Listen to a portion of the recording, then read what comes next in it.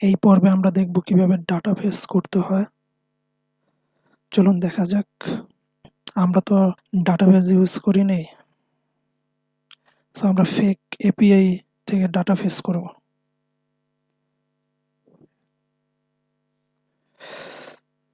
এখান থেকে আমরা একটা ফেক এপিআই ইউজ করি। ধরুন আমি এই প্রোডাক্টসগুলো শো করবে মানে ফেক এপিআই থেকে। পেজ নেই, পেজ নিলাম ডাটা ডট ভিউ ভিভেজ,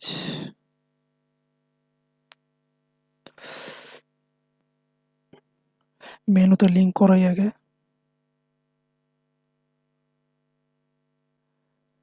আচ্ছা, লেআউটস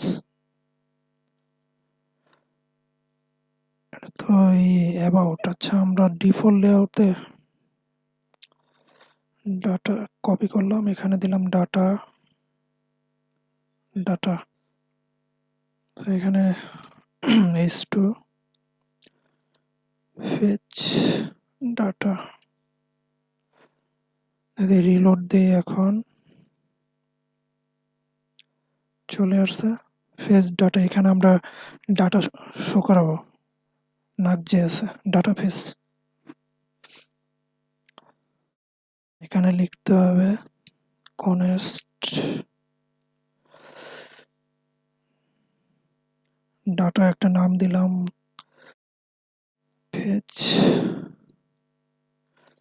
ফেস, এখানে নাম দিলাম প্রোডাক্টস।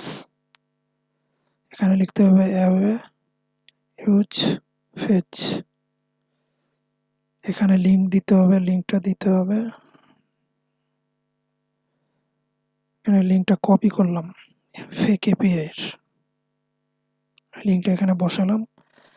আর এইখানে মেথড হবে, মেথডের মধ্যে আপনার গেট হবে, তারপর পোস্ট ডিলেট, এই যে এখানে শো করেছে, এই যে এখানে গেট, এটা যদি আমরা এখানে এখন শো করাই পি,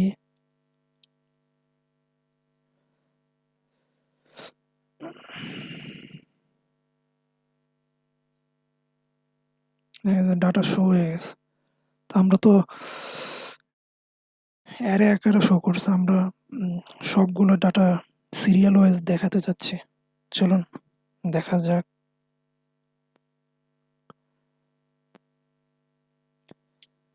এখানে পি, এখানে একটা ডিপ নিলাম ভি ফর, এখানে আমরা প্রোডাক্ট সিঙ্গুলার ইন্ডেক্স ইন, এই প্রোডাক্টসটা আমরা এখানে দিয়ে দেব যেটা আমরা এখানে লিখেছিলাম।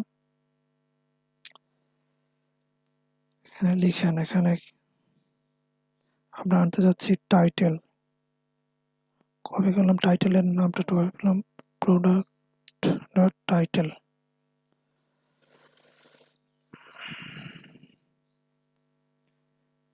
রিমুভ করে দেই, চলে আসলো। আমরা এখানে পি এর আইডি শো করি, সরি এখানে আমরা টেবিল আকারে দিই, টেবিল টিআর টিআর টিডি, এখানে দিলাম প্রোডাক্ট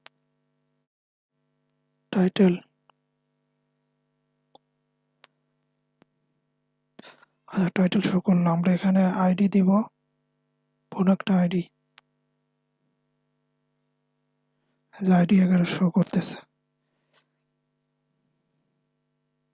সেভাবে আমরা ডাটা ফেস করে আনতে পারি। পরবর্তী ভিডিও দেখার জন্য আমন্ত্রণ রইল।